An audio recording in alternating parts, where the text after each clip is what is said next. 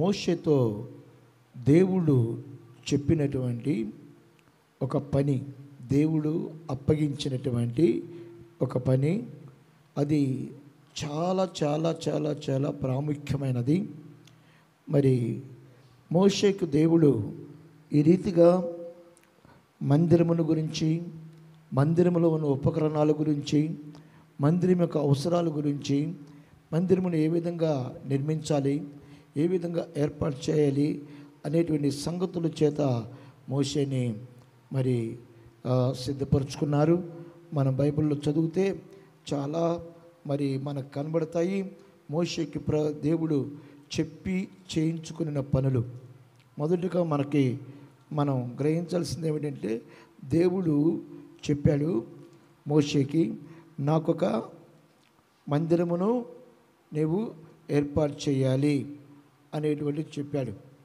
ఆ తర్వాత ఆ మందిరంలో చూడండి, నిర్గమకాండంలోని 25వ అధ్యాయంలో చూద్దాం. మొదటిగా 25వ అధ్యాయం, నిర్గమకాండం 25వ అధ్యాయం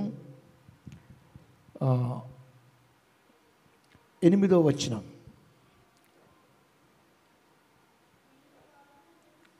నేను వారిలో నివసించినట్లు వారు నాకు పరిశుద్ధ స్థలమును నిర్మింపవలెను. మనం పైనుంచి చదివినట్లయితే ఇలాగూ సెలవిచ్చెను, నాకు ప్రతిష్టార్పణలు తీసుకుని రండని ఇశ్రాయేలీయులతో చెప్పాను. మనఃపూర్వకముగా అర్పించు ప్రతి మనుషుని యొద్ద దానిని తీసుకునవలెను. ఏమనగా బంగారు, వెండి, ఇత్తడి, నీల ధూమ్ర రక్తవర్ణములు, సన్నపు నార, మేక వెంట్రుకలు, ఎరుపు రంగు వేసిన పొట్టేళ్ల తోళ్ళు, సముద్ర వత్సల తోళ్ళు, తుమ్మ కర్రలు, ప్రదీపమునకు తైలము, అభిషేక తైలము, తైలమునకు పరిమళ ద్రవ్యముల, ధూపమునకు సుగంధ సంభారములు, లేత పచ్చలు, ఏఫోదును, పతకమునకు రత్నములను అనునవి. ఇప్పుడు నేను వారిలో నివసించున్నట్లు వారు నాకు పరిశుద్ధ స్థలమును నిర్మింపవలెను. నేను నీకు కనుపరచు విధముగా మందిరం యొక్క ఆ రూపమును, దాని ఉపకరణములన్నిటినీ రూపమును, అది ఇప్పుడు మనం గమనించవలసినటువంటి విషయం ఏమిటంటే, ఇది దేవుడు తన సేవకులకు పని అప్పగిస్తాడు. ఆ పని మరి ఖచ్చితంగా చేయగలిగేటువంటి వారుగా ఉండాలి అనేటువంటిదే ఇక్కడ మనకు కనబడుతూ వస్తుంది. మొదట మనం చదువుకున్నటువంటి ఆ మొదటి నుంచి 6వ వచనం వరకు దేవుడు ఇశ్రాయేలు ప్రజల నుంచి మందిరము నిమిత్తమై తీసుకురావాల్సినటువంటి వస్తువులను గురించి ఆయన చెప్పాడు. మందిరము కట్టుటకు కావలసినవి, మందిరంలో వాడబడటకు కావలసినవి మనఃపూర్వకముగా ఎవరైతే తెస్తారో వాళ్ళ దగ్గర నుంచి వాటిని తీసుకోమని చెప్తూ వస్తున్నాడు. సేవకులైన మీరు ఈ విషయాన్ని బాగా గమనించండి. ఇవి తెలుసుకోవడం ఎంతైనా మంచిది. విశ్వాసులకు చెప్పాడు, విశ్వాసులతో మందిరం కట్టేందుకు కావలసినటువంటివి తీసుకురావాలని చెప్పాడు. ఏమేం చెప్పాడో అన్నీ మనం చూస్తే చాలా కనబడుతున్నాయి. అయితే అవి మనఃపూర్వకముగా, హృదయపూర్వకముగా అవి తీసుకురావాలి అని చెప్తున్నాడు. చెప్పి అంటున్నాడు, నేను వారిలో నివసించున్నట్లు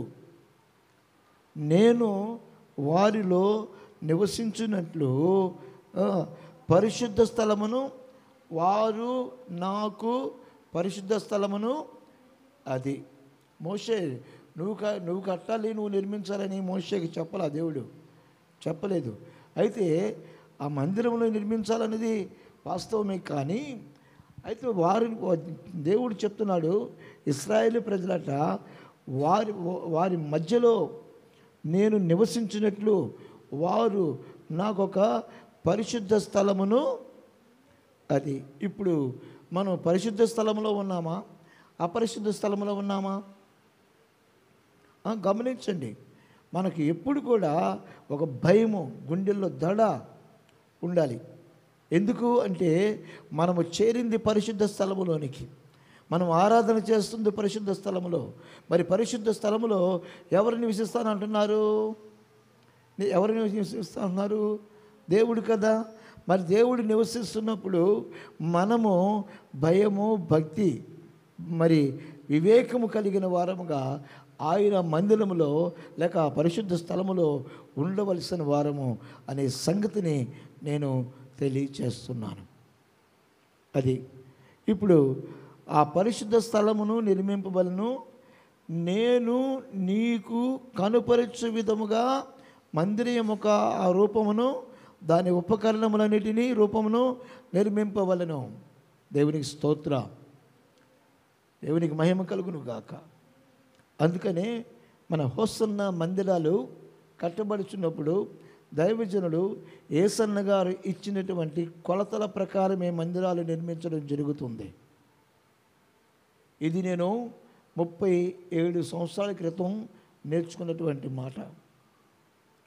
ఆయన కొలతల ప్రకారమే ఇప్పుడు ఇక్కడ నుంచి ప్రతిది కూడా, ప్రతి స్తంభం అన్నిచ్చిన కొలత ప్రకారమే కట్టబడింది. కింద గోడ, పెట్టగోడైనా సరే, లేకపోతే రేకులైనా సరే, ఏదైనా సరే అన్న ఇచ్చిన కొలతల ప్రకారం. గేటు పెట్టినా అవి కొలతల ప్రకారం. ఎందుకంటే నడిపించే నాయకుడు ఆయన చెప్పిన మాట ప్రకారము సేవకుడు మందిర యొక్క పరిచర్యను చేయాలి, మందిరపు పనిని చేయాలి. ఇప్పుడు ఈ మందిరము కట్టేందుకు వరకు పనివారులు వస్తారు. పనివారులు అంటే తాపి మేస్తులు అనుకుందాం, వడ్రింగి మేస్తులు అనుకుందాం, లేకపోతే ఇంకా ఐరన్ పనులు చేసేవారు అనుకుందాం. ఎవరైనా సరే సేవకుడు చెప్పిన మాట ప్రకారమే పనిని చేయాలి. నేను యేసన్న గారి కింద చిన్న సేవకుడు అయితే ఆ పెద్ద సేవకుడు ఏం చెప్తాడో దానిని బట్టే చేయాలి. ఇప్పుడు ఈ గదులు కూడా అన్న యేసన్న గారు చెప్పిన లెక్కల ప్రకారమే కట్టడం జరిగింది. అలాగే అన్న చెప్పినట్లుగానే చుట్టూ ప్రహారీ కట్టడం కూడా జరిగింది.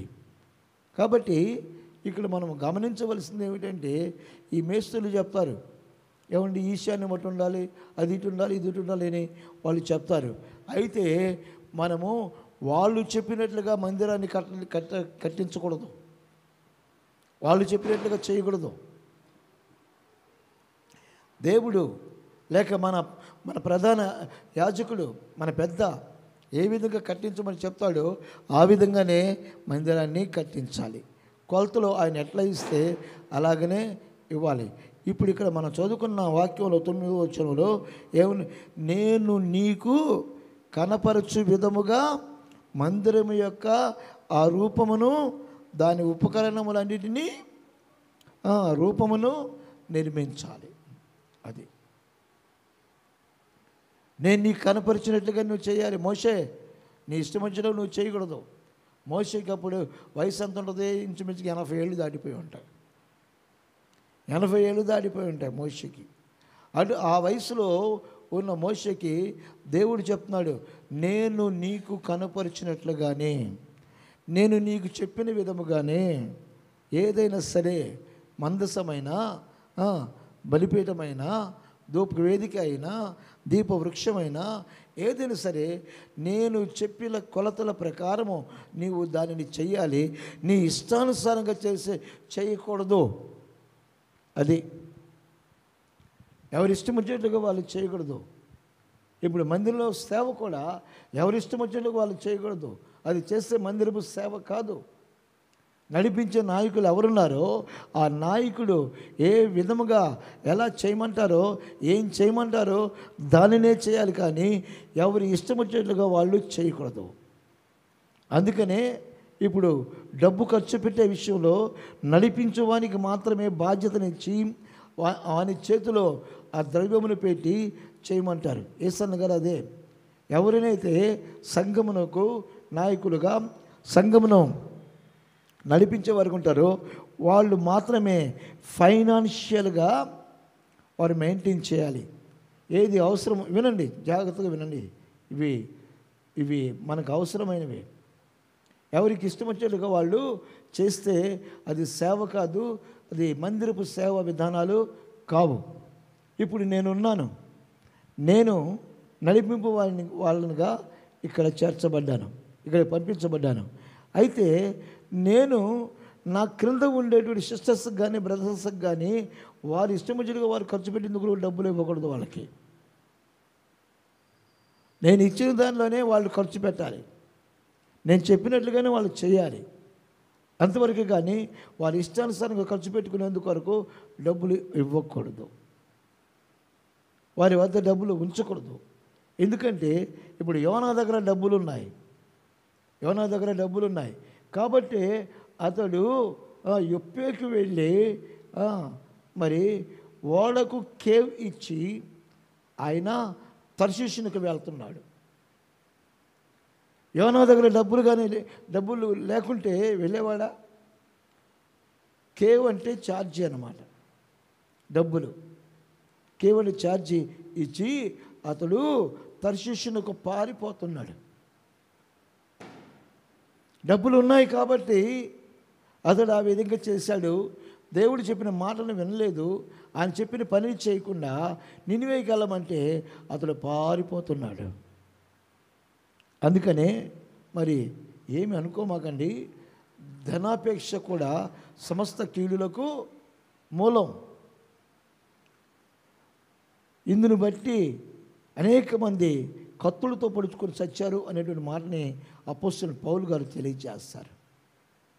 అపోస్తలుడు పౌలు గారు ఈ విషయాన్ని తేటగా తెలియజేస్తారు.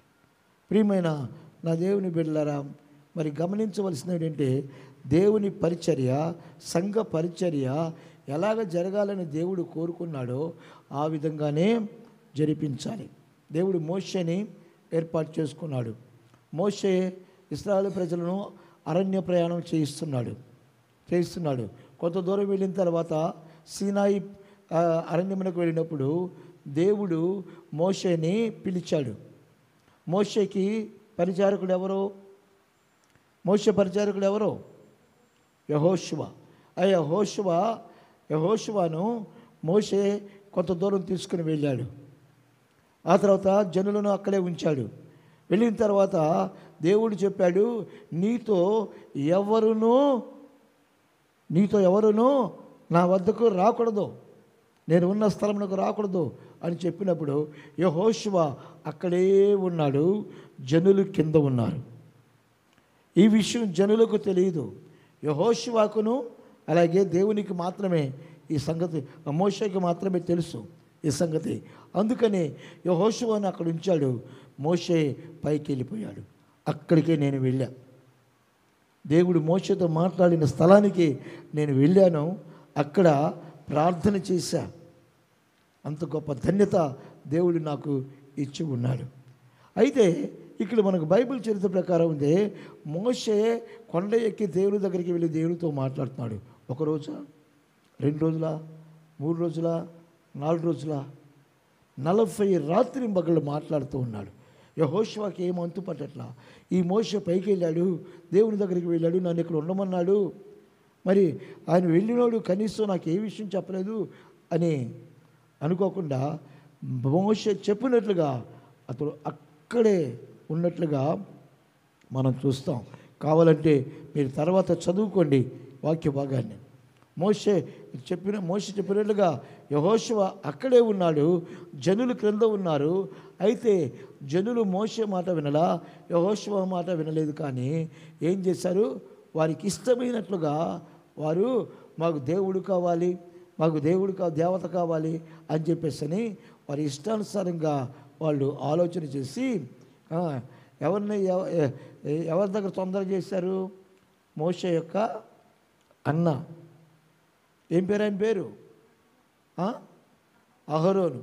అహరోను దగ్గర వారు తొందర చేసి మాకు దేవుడు కావాలి, దేవత కావాలి, మోషే ఏమైపోయాడో తెలియదు, యెహోషువ ఏమైపోయాడో మాకు తెలియదు అని చెప్పేసి అన్నప్పుడు మరి అహరోను చెప్పాడు, మీ దగ్గర ఎంత బంగారం ఉందో బంగారం తీసుకురండి అన్నాడు. ఎందుకని? వాళ్ళని పరీక్షించేందుకు కొరకు. వాళ్ళు తొందర చేస్తున్నారు. ఇప్పుడు వారి దగ్గర బంగారం ఉన్నది కాబట్టి ఆయన చెప్పిన వెంటనే బంగారం తీసుకెళ్ళిస్తే పోగరు చేసి దూడను చేసి, ఇదిగో ఇతడే మీరు కోరుకున్న దేవుడు అని చెప్పేసి అహరోను వాళ్ళకి అప్పగిస్తే వాళ్ళు విచ్చలవిడిగా దిగంబరులైపోయి త్రాగుచూ తినుచు గంతులు వేసినట్లుగా అక్కడ రాయబడి ఉన్నది. వాళ్ళ దగ్గర బంగారం ఉండబట్టే కదా, వాళ్ళ దగ్గర బంగారం ఉండబట్టే కదా, మరి యోనా దగ్గర డబ్బులు ఉండబట్టే కదా.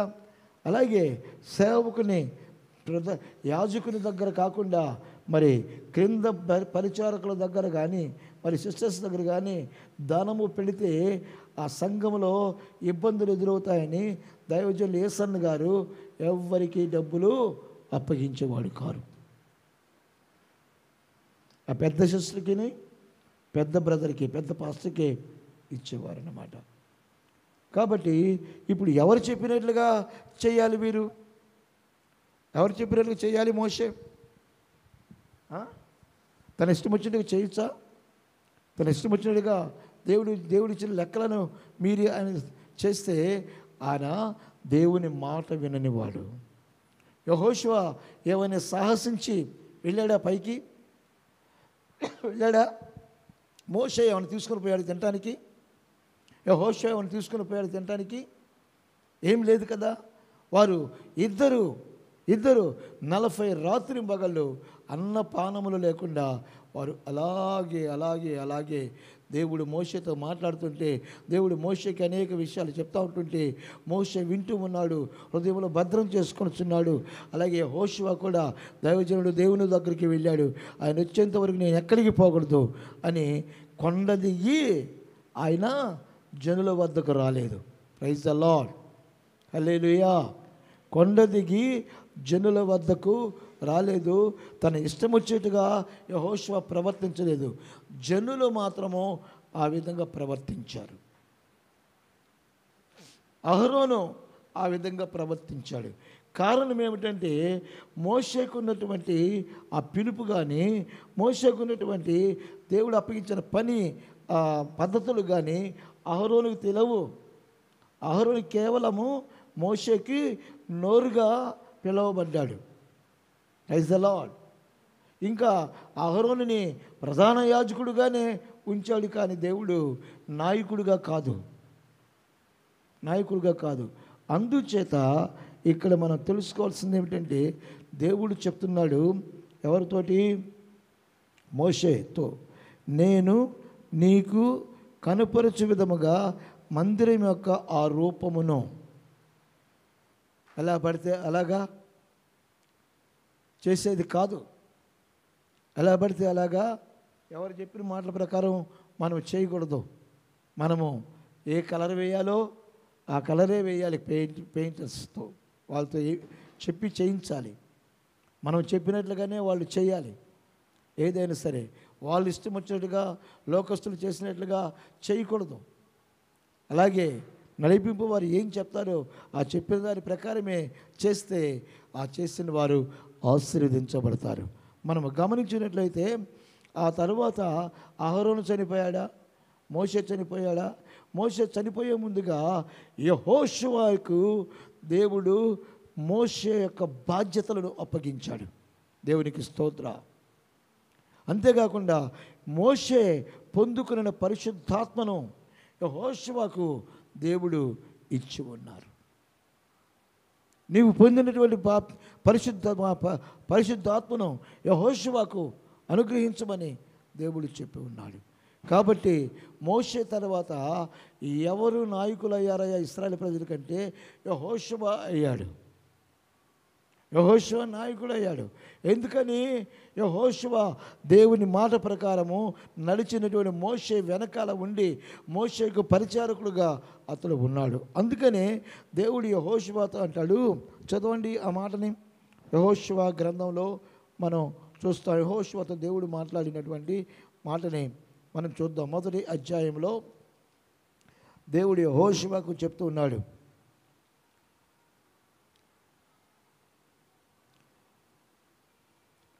7వ వచనం, మొదటి అధ్యాయం 7వ వచనంలో,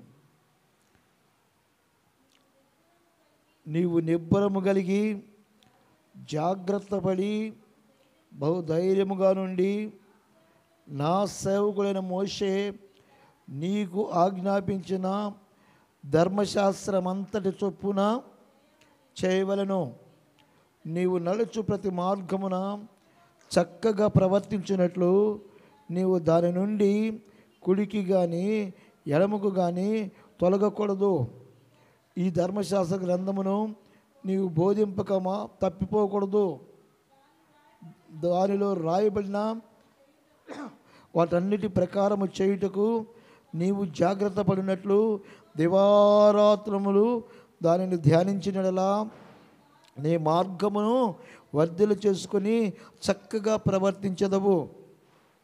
నేను నీకు ఆజ్ఞాపించి ఉన్నాను కదా.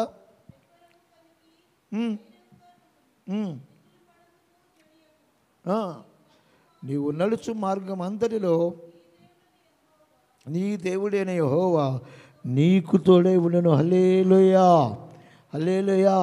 ఏం చెప్తున్నాడండి? మోషే తర్వాత యెహోషువకు దేవుడు ఇశ్రాయేలు ప్రజలను నడిపించే బాధ్యతను అప్పగించినప్పుడు ఏమంటున్నాడు? నిబ్బరము కలిగి జాగ్రత్త పడి బహుధైర్యముగా ఉండి నా సేవకుడైన మోషే నీకు ఆజ్ఞాపించిన ధర్మశాస్త్రం అంతటి చొప్పున చేయవలను. నా సేవకుడైన మోషే నేను ఆజ్ఞాపించినవనట్లా, నా సేవకుడైన మోషే నీకు ఆజ్ఞాపించిన ధర్మశాస్త్రం అంతటి చొప్పున నువ్వు చేయాలి. నీ ఇష్టం వచ్చేటకు కాదు, ఎవరు ఏదో చెప్తే కాదు, ఎవరు చెప్తే నువ్వు చేయకూడదు. అలా చేస్తే నేను ఏర్పరచుకున్న మోషేని, నన్ను, ధర్మశాస్త్రాన్ని నీవు అవమానించినటువంటి వ్యక్తివి అవుతావు. కాబట్టి యెహోషువ, నీవు నా మాటల ప్రకారం, నేను ఆజ్ఞాపించిన ఆజ్ఞల ప్రకారం మోషే నీకు మోషే ఇంకా చూడండి పైన మనం చూస్తే 5వ వచనంలో, నీవు బ్రతుకు దినములన్నిటిను ఏ మనుషుడును నీ ఎదుట నిలవలేక ఉండును. నేను మోషేకు తోడై ఉండినట్లు నేను నీకు తోడై ఉందును. నిన్ను విడువను, నిన్ను ఎడబాయను. నిబ్బరము కలిగి ధైర్యముగా ఉండుము. వారికి ఇచ్చేదనని నేను వారి పితరులతో ప్రమాణము చేసిన ఈ దేశము నిశ్చయముగా నీవు ఈ ప్రజల స్వాధీనము చేస్తావు. ఎంత గొప్ప బాధ్యతను మోషేకి యెహోషువకు దేవుడు అప్పగించాడో చూడండి. యెహోషువకు దేవుడు గొప్ప బాధ్యతను, స్వాధీనపరచుకుంటారు మీరు అని మీ పితరులతో చెప్పినటువంటి ఆ దేశమును నేను యెహోషువ నువ్వు వారికి అప్పగిస్తావు అని చెప్తున్నాడు. అంటే దేవుడు ఎంత గొప్ప భారాన్ని, బాధ్యతను యెహోషువ మీద పెట్టాడో ఒకసారి గమనించాలి. ఇప్పుడు మనం చూద్దాం మరలా ఒకసారి. నిర్గమకాండము 25వ అధ్యాయంలో దేవుడు మరి మోషేకి చెప్పి ఉన్నాడు. మోషేకి చెప్పాడు. ఏమని చెప్పాడంటే, ఇదిగో ఇశ్రాయేలీయులతో నువ్వు ఇలాగను వారు హృదయపూర్వకముగా అర్పించు ప్రతి అర్పణమును తీసుకొనవలెను.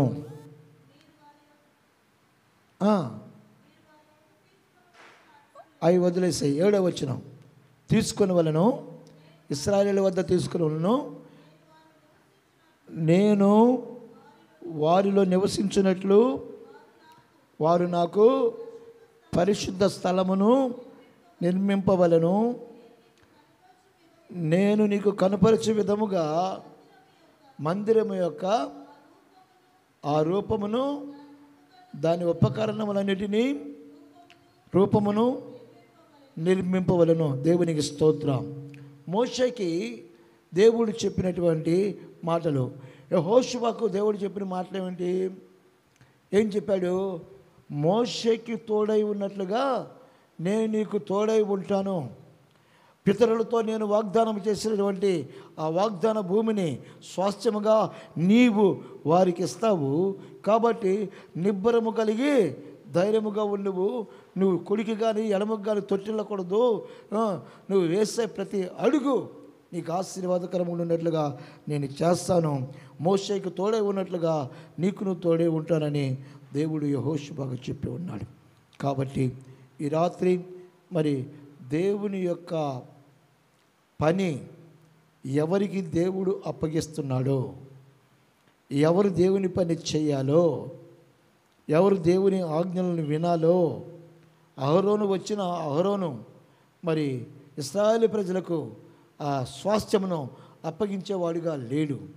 యెహోషువ పరిచారకుడై ఉండి మోషేను అనుసరించి దేవుడు ఎక్కడ ఉండమంటే అక్కడ ఉండి మోషే ఏం చెప్తే అది చేసి ఆయనను అనుసరించి ఉన్నాడు. కాబట్టి దేవుడు చెప్పే విషయాలు, ఈ సేవకులకు ఆయన అందించేటువంటి విషయాలు అవి ఎంతో ప్రావీణ్యత కలిగినవిగా, ప్రాధాన్యత కలిగినవిగా అవి ఉన్నాయని మనం గుర్తించి ఆ ప్రకారము మన సేవా పరిచయను కూడా మనం కొనసాగించే వారుగా ఉండేందుకు దేవుడు మనకు సహాయం చేయనట్లుగా ప్రార్థన చేసుకుందాం. ప్రభువును వేడుకొందాం. Praise the Lord. Hallelujah, hallelujah. స్తోత్రములు తండ్రి, మీకు స్తోత్రములు. ప్రభువా, మోషేకు పనిని అప్పగించారు, యెహోషువకు పని అప్పగించారు. మీరు అప్పగించిన పనిని మీరు చెప్పినట్లుగా చేయాలి. ఏమాత్రం తొట్టిల్లకూడదు, అడుగులు తడబడకూడదు. యథార్థముగా ధర్మశాస్త్రములు దివారాత్రములు ధ్యానించడం వలన మార్గమును సరళము చేసుకుంటారని తేటగా వివరించినటువంటి మా ప్రభువా, మీ స్తోత్రములు. దేవా, మాకును నాతో కలిసి సేవలు కొనసాగుతున్న బిడ్డలకును ఇటు జ్ఞానమును మీరు దయచేసి వ్యర్థమైన వాటి వైపు చూస్తూ దేవా ఆత్మస్థితిని దూరం చేసుకోనకుండా నీ సన్నిధిలో ఫలించి వర్ధిల్లుచు నీ ఆజ్ఞల ప్రకారము ఆత్మస్థితిని నూతనపరుచుకున్నట్టుకు సహాయం చేయమని, అలాగే సంఘాన్ని కూడా ఆ దిశగా నా ప్రభ మీరు నడిపించి మీకే మహిమ ఘనత ప్రభావమును తెచ్చుకోమని నజరేయులకు యేసు అతి పరిశుద్ధమైన నామమున అడిగి వినయంతో వేడుకొనుచున్నాము తండ్రి. ఆమేన్, ఆమేన్. మన ప్రభు అయిన యేసుక్రీస్తు వారి కృపయు, తండ్రిన దేవుని ప్రేమయు, పరిశుద్ధాత్మన్యోన్య సహవాసం మనకును సకల పరిశుద్ధులకు సదాకాలము తోడై ఉండునుగాక. Amen, amen. Praise the Lord. Hallelujah. ఈ రాత్రి ప్రార్థనలో పెట్టండి. విశ్వాసులు దసరా పండుగ సందర్భముగా మరి తిని త్రాగి దేవునికి దూరం అయిపోయి ఉన్నారు. కాబట్టి రేపైనా వారు సకాలానికి ప్రభు సన్నిధికి వచ్చినట్లుగా ప్రార్థన చేయండి.